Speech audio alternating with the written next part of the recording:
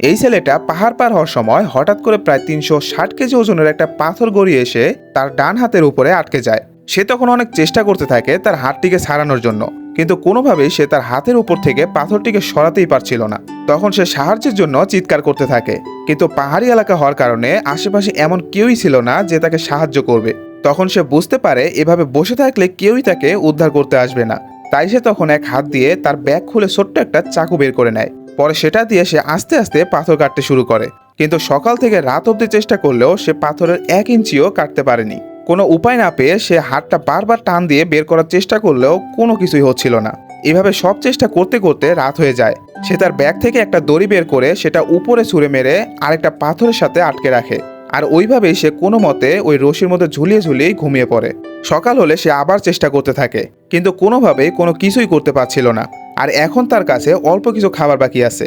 তখন সে ভাবতে থাকে বাড়ি থেকে আসার সময় তার মা তাকে কল করেছিল, কিন্তু সে তার মায়ের সাথে একটুও কথা না বলেই চলে এসেছিল। যদি সে তার মাকে জানিয়ে আসতো তাহলে হয়তো এতক্ষণে তার মা তাকে উদ্ধার করার জন্য চলেই আসতো। একা একা সে এসব কথা ভাবতে থাকে।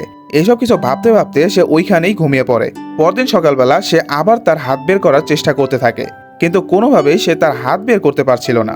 তাই কোনো উপায় না পেয়ে সে উপরের আরেকটা পাথরের সাথে রশি বেঁধে অন্য একটা রশি তার হাতে রেখে পাথরটি টেনে তোলার চেষ্টা করে, কিন্তু তবুও সে পাথরের 1 ইঞ্চিও সরাতে পারেনি। বেচারা যতভাবে সম্ভব ততভাবেই চেষ্টা করতে থাকে, কিন্তু কিছুতেই সে কিছুই করতে পারছিল না। এরপর সে সিদ্ধান্ত নেয় তার হাতটি সে কেটে ফেলবে এবং সেখান থেকে মুক্তি পাবে, কিন্তু তার চাকুতেও ধার ছিল না।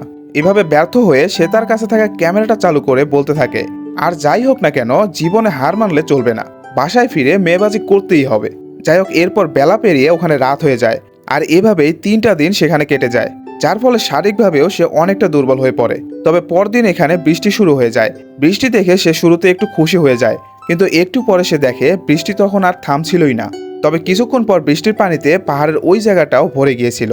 সেজন্য সে খুব সহজেই পানির নিচ দিয়ে নিজের হাতটা বের করে আনতে পারে এবং সুস্থভাবে সেখান থেকে বাড়ি ফিরে আসে।